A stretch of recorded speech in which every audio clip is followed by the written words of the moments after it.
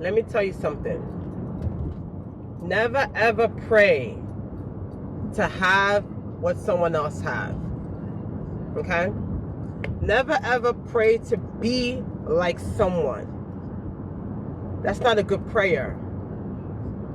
The prayer you're supposed to pray is that God, bless me indeed. Show me who I am.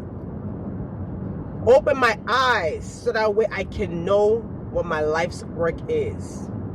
Don't look at somebody else's garden. Okay? Pay attention and water your own garden. A lot of the times we humans, I always say this, we can save ourselves a lot of stress if we mind the business that pays us. If we mind the business that will benefit us. If we mind the business that will cater to our needs and not looking at somebody else's marriage, not looking at somebody else's property, somebody else's cars, somebody else's wealth, somebody else's influence. Don't look at anybody. Look at yourself. Look from within and work on yourself. By you praying, you say you want to be like somebody. You don't know what the person did to get to where they are. I'm telling you, that's not a good prayer point. You don't know what the person had to go through to get to where they are.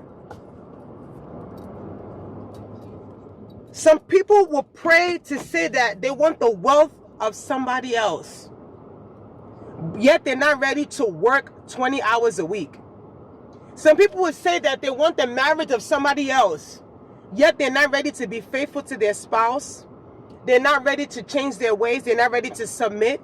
They're not ready to do the things required to have a peaceful and happy marriage, yet they say they want what that person has.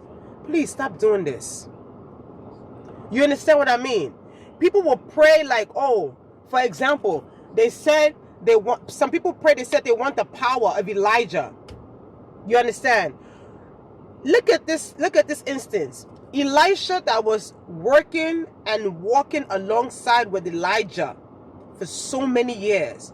When it was time for Elijah to go back to his maker, Elijah asked Elisha, what do you want? And Elisha said, I want double of your power. And then Elisha said, okay, if you are with me at a certain time and at a certain place, then you will get it. Now, look at this.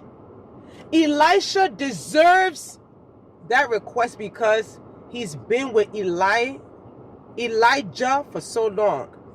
Elisha deserves that request because he's been working alongside with Elijah, being faithful to him, serving him, doing so many things for him for so many years.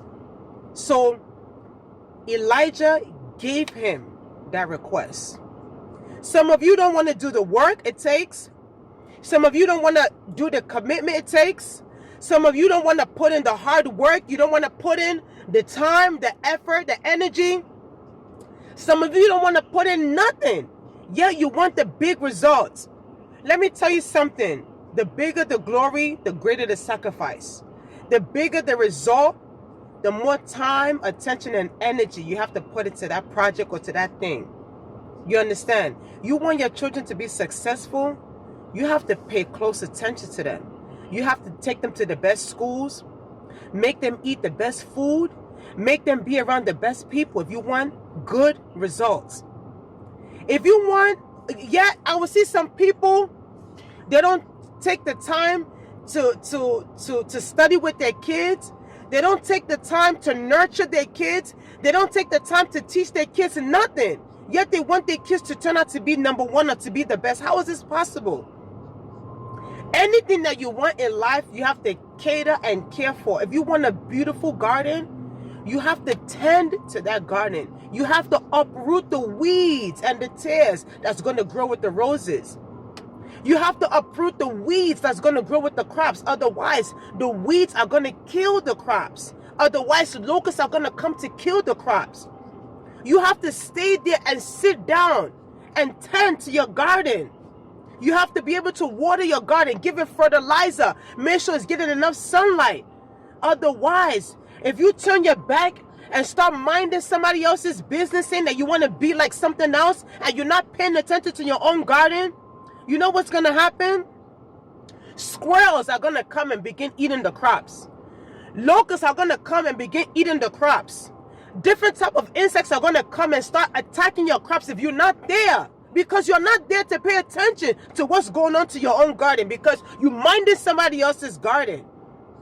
We as humans, we need to stop this. If you want to see growth and elevation in your life, I'm telling you, learn to mind the business that will be beneficial to you. Learn to mind the business that will pay you, so that way you can see success by the end of the day. If you have a church, mind your church. You have a marriage, mind your marriage. You have a job, mind your job. You have children, mind your children. You have a business, mind your business that will pay you. And stop looking at somebody else's things. Don't look at anybody else's possession. That's a sin. That's a sin of covetousness. So I pray that may God be with you. May God give you the spirit and the zeal and the eagerness to face your own thing. So that way your destiny and what you came to this world can do can come into perfect fulfillment in Jesus' mighty name. May God be with you. May God bless you. Have a wonderful day. This is Prophetess Olori Queen Nessa speaking. May God bless you, and one love. Remember this. Never ever give up on God, because God Almighty will never give up on you. May God bless you. Bye for now.